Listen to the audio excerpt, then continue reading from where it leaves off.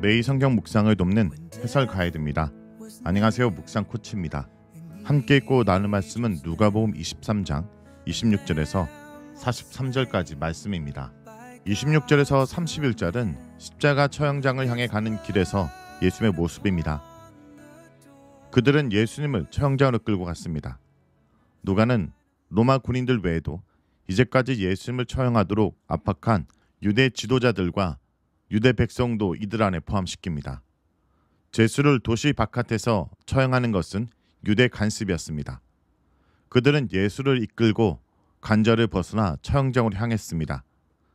군인들은 십자가형을 언도받은 사형수가 사람들이 많이 다니는 곳을 통과하게 하여 이를 본 대중에게 공포심을 조장하였습니다. 예수님은 십자가를 지고 자신을 따라야 할 것을 반복해서 강조하신 바 있습니다. 십자가를 진 채 해골 언덕으로 가는 예수에게는 더는 걸음을 옮길 힘이 없었습니다. 감람산에서 땀이 핏방울이 되도록 기도하고 체포된 후 대제사장과 빌라도와 헤롯의 간저로 끌려다녔습니다. 거기서 다시 빌라도의 간저로 와서 재판을 받고 고통을 당하셨습니다. 잠을 자거나 쉴 틈이 전혀 없이 시련을 받다가 녹초가 되신 것입니다. 이에 군인들은 시골에서 올라온 시몬이라는 구레네 사람에게 십자가를 지게 합니다. 누가는 십자가 처형 장소까지 예수님을 따르는 사람들에 대해 묘사합니다. 많은 백성이 예수님을 따랐지만 모두 그분의 제자로서 따르는 것은 아닙니다. 그러나 백성 가운데는 예수님을 위해 가슴을 치고 슬피 우는 여자들도 있었습니다. 예수님은 울고 있는 여자들을 향해 돌이켜 말씀하셨습니다. 이제까지 돌이키다라는 것은 중요한 의미가 있는 장면에서 사용되었습니다. 예수님은 예루살렘의 딸들에게 예수님이 아니라 자기 자녀를 위해 울라고 하십니다. 예루살렘의 딸들은 예루살렘에 거주하는 여성들을 가리키는 표현입니다. 예수님은 이미 예루살렘의 비극적 운명을 예고하셨습니다. 예수님은 극심한 십자가의 고통을 지나 영광에 이르실 것이지만 자녀를 잃은 여성들의 비극적 고통은 길어질 것입니다. 심판의 날이 이르면 사람들이 잉태하지 못하는 여자와 해산하지 못한 배와 먹이지 못한 젖이 복되다 말할 것입니다. 당시 문화에서 자녀를 낳고 기르는 것이 여성에게 복의 상징이었지만 이것이 도리어 비극이 될 날이 올 것입니다. 여성들이 예수님의 경고를 받아들인다면 구원의 길이 열릴 것입니다. 예수님의 죽음을 목격하고 가슴을 치는 사람들은 예수님의 탕식과 경고를 받아들인 사람들입니다. 또한 예수님은 심판대가 닥치면 사람들은 산들에 대해 우리 위에 무너지라, 우리를 덮으라 할 것이라고 예고하십니다. 푸른 나무에도 이같이 하거든 마른 나무에는 어떻게 되리요? 이는 하나님의 아들들에게도 이런 고통이 주어졌다면 이제 우리에게는 마른 나무에 불 붙듯 순식간에 완전히 태워버릴 정도의 고통이 닥치게 될 것이란 뜻입니다. 32절에서 39절은 조롱과 모욕을 받으시는 예수님에 대해서 말합니다. 예수님 외에는 사형을 선고받은 다른 두 범죄자도 예수님과 함께 끌려가고 있었습니다.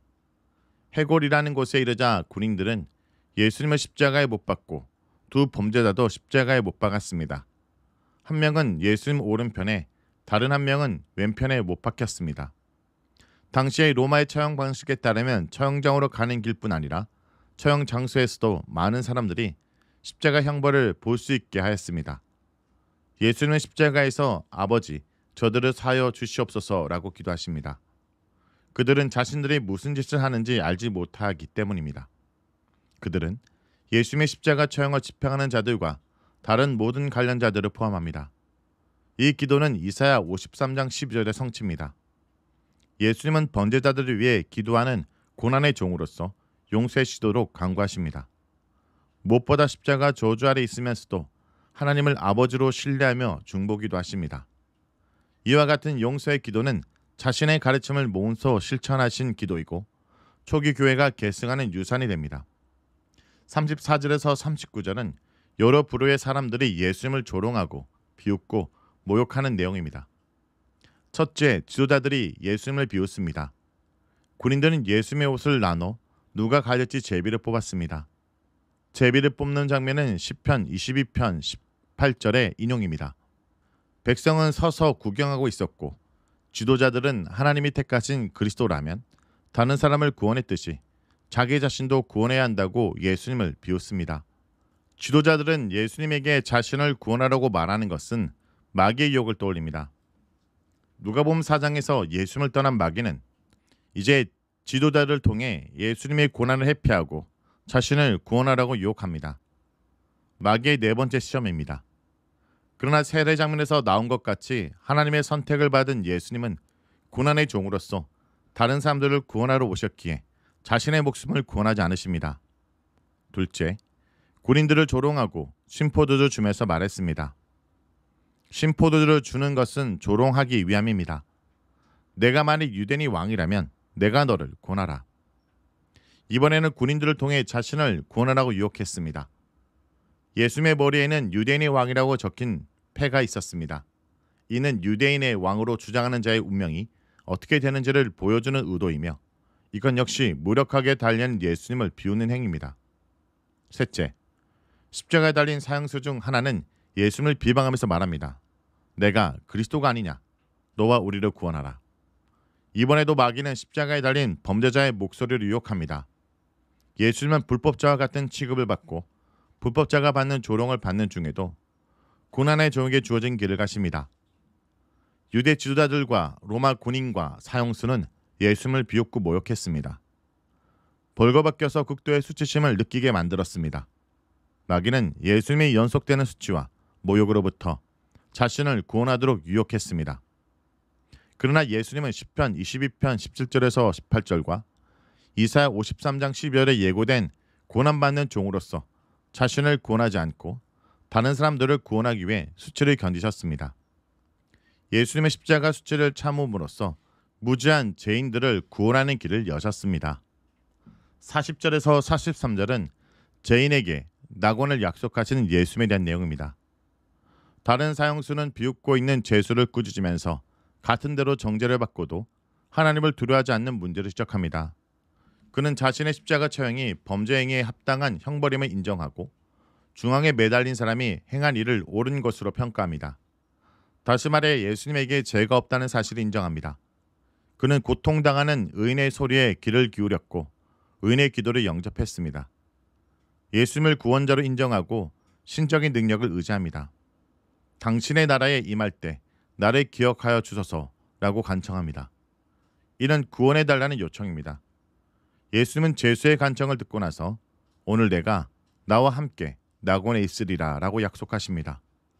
아마도 사형수는 역사의 끝에 의인들이 부활할 때 펼쳐지는 낙원을 생각했을 것입니다. 그러나 예수님은 오늘 곧 죽고 나서 즉시 낙원을 경험할 것이라고 약속하십니다. 그리스도와 함께 낙원에 있게 될 것입니다. 낙원은 그 자체로의 의미보다는 예수님과 함께 있는 것을 본질로 삼습니다. 제수의 강구와 예수님의 반응은 구원받는 대상과 관련해서 중요한 의미가 있습니다. 이제까지 예수님은 윤리적 행실을 강조했습니다. 그러나 제수에게는 선한 행위를 할 기회가 없었습니다. 이는 구원의 길이 오직 예수 그리스도의 긍휼을 영접하는 것임을 선명하게 보여줍니다. 누가복음 1장 54절에 마리아의 노래가 예고한 것 같이 예수님은 제수를 긍휼히 여기시고 기억해서 낙원으로 초대하시는 분입니다. 오늘 본문은 단순히 예수님의 마지막 순간을 묘사한 것이 아닙니다. 이 본문은 우리 모두가 선택해야 될 자리 앞에 서 있다는 사실을 말해줍니다. 우리도 십자가 곁에 서 있습니다. 누군가는 예수님을 비난하고 조롱합니다. 또 다른 누군가는 예수님을 바라보며 나를 기억해달라고 고백합니다. 여러분은 어느 쪽입니까? 십자가는 단지 고난의 상징이 아닙니다. 그것은 구원의 길입니다. 예수님은 지금도 우리가 그 십자가 앞에 서서 회개하며 돌아오기를 기다리십니다. 그리고 그때 이렇게 말씀하십니다. 오늘 너는 나와 함께 낙원에 있을 것이다.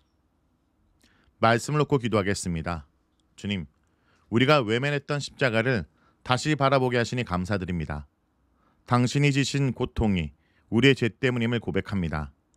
우리도 시몬처럼 억지로 지게 된 인생의 십자가 속에서 주님을 따르게 하시고 예루살렘의 여인들처럼 감정에 머물지 않고 참된 회개로 나아가게 해 주옵소서. 십자가 옆의 강도처럼 우리는 아무것도 자랑할 것이 없습니다. 오직 당신의 은혜만을 바라보며 예수여, 당신 나라 임하실 때까지 나를 기억하소서라고 고백합니다. 주님, 오늘도 우리를 기억하여 주시고 낙원의 소망 안에서 살아가게 하여 주옵소서. 예수님의 이름으로 기도합니다. 아멘.